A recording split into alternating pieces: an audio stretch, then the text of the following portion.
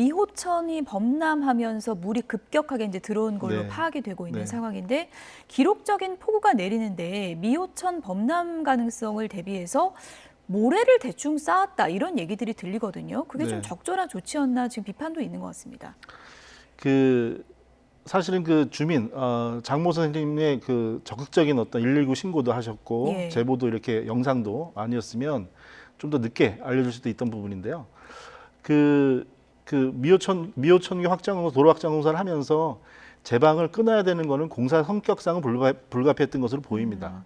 근데 하지만 하천 전체의 제방을 끊는 게 아니고 미호천교 하부의 일부 구간만이었거든요. 예. 자, 그런 부분에 1시간 전, 넘치게 1시간 전이고 그렇게 되면은 홍수 경보로서 통제가 시작되기 통제를 전달한 지 3시간이나 지난 시점인데 네.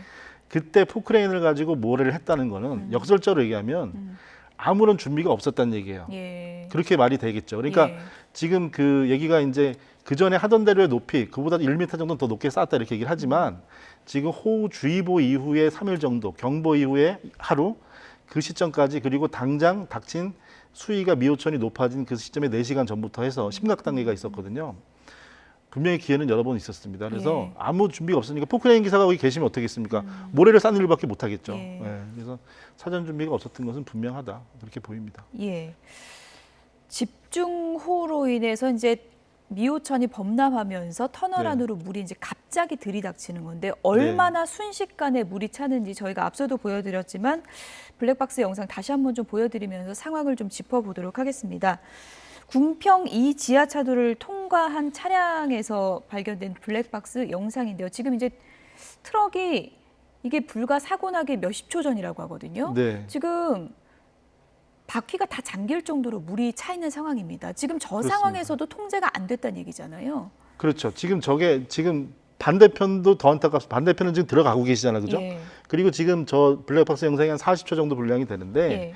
지금 제일 깊은 항아리처럼 움푹 패인 깊은 곳을 지나서 나오는 쪽에서 물이 쓸려 들어오는 게 처음 보이죠. 아, 그렇죠. 그렇죠. 저 상태에서 예. 저기 실제 한 410m, 20m 정도 출구가 된다고 합니다. 예. 그럼 저 상태에서 저 앞에까지가 한 150m, 200m가 되는데 그 사이에서 차량 이동이 불가능할 정도로 물이 쓸려 넘어오고 있는 거죠. 실제로 충청북도 도로관리사업소에서 CCTV로 그 상황을 보고 있었다 그러고요. 그리고 홍수통제소에서도 조치가 필요하다 이렇게 여러 차례 네. 불과 2시간 전까지도 얘기를 했다는 거잖아요. 네. 매뉴얼이 없는 겁니까? 아니면 조치가 이게 안 되는 겁니까? 어떻게 봐야 되는 거예요? 매뉴얼이 있습니다. 매뉴얼이 겹겹이 있고요. 겹겹이 있었고 이게 그 하나의 축 말고 좀 다른 흐름으로 좀 또 말씀드리고 싶습니다. 예.